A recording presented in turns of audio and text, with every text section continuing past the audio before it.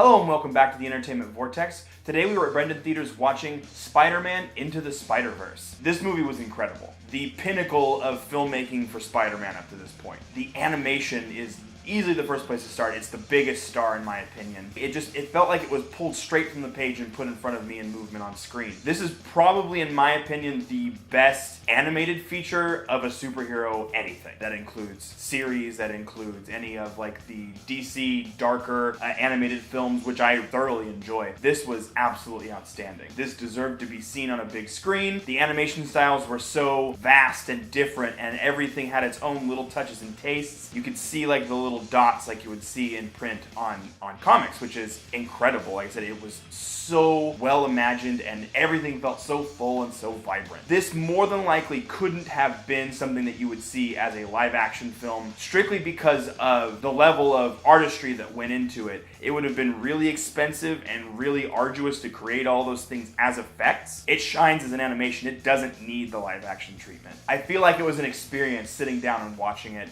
and I cannot wait to sit down and dissect it again. This movie is full of little Easter eggs from not only the Spider-Man universe, but also just our universe in general. There's a poster in the dorm room that he's in for his boarding school type thing that it's supposed to be similar to the Chance the Rapper poster for Coloring Book. As a hip-hop file, I really enjoyed that. It was something that was kind of like a little touch that you might not have noticed if you weren't looking for something like that, and I thought that it was incredible. The level of detail in this is just through the roof. Couldn't be better if they tried. Kind of tying into that, the music is very well used. It kind of has its own little piece in the story. I wouldn't say that it's like a full-blown like a character like you would get from like Guardians or something along those lines. It doesn't play that much of a role, but it does encapsulate the scenes and kind of give characters motivation in certain places, and like I said, I really enjoyed the way that they use it and the artists and the tracks that they chose to put in the film. The voice acting performances are absolutely outstanding. Everybody steps up and does their role. There are people who are played more for dramatic effect, and I feel like all those people play their roles beautifully. They got a few big name actors and comedians to kind of step into these roles. Like I said, they all knocked it out of the park. So this was essentially like a sandbox. They picked and chose some lesser used figures from the Marvel Universe and from Spider-Man's Rogues Gallery as a whole, and I felt like that was a great choice. You know for a fact, because of the pops and because of some of the stuff in the trailer, that you're going to get Green Goblin, but he doesn't play as nearly as big a central role as a Norman Osborn type character usually plays. It focuses in a lot more of like, I wouldn't necessarily say the second and third string type characters,